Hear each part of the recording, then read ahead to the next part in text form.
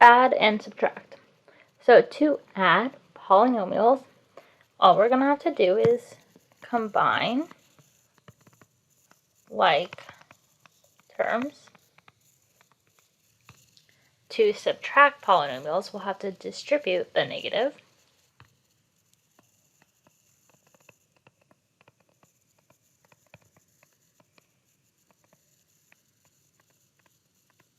So let's look at some examples.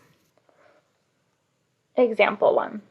2 models are given for the number of students of males and females that attend institutes of higher education in the U.S. We're going to add the 2 models together to get a total number of people attending institutes of higher education.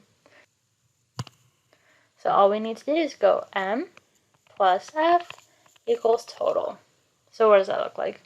Well, we can just go ahead and rewrite this.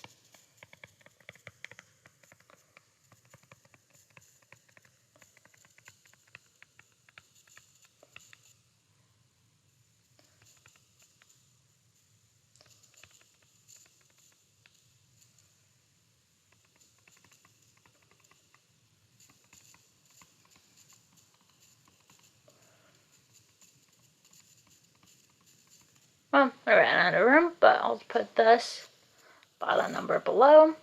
Now we can only add like terms. Notice we have a like term here, here, and a like term here, and here, as well as a like term here and here. Now we only know these are like terms because we're looking at the variable, right? So this is a t cubed and this is a t cubed. This is a t squared and this is a t squared. So we can only add the t squareds together. And by doing that, we just add the numbers together. And then we can go ahead and add these numbers together. So let's go ahead and add these together. So we have 0.08 plus 0.13.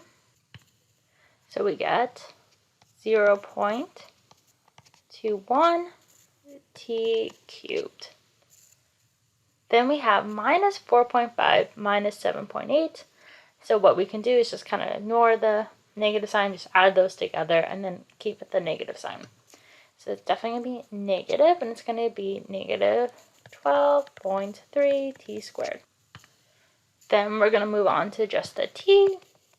So we have 140t plus 370t, which we can always get our calculators out, or we can do it mentally in our heads, or maybe we have to do it to the side real quick.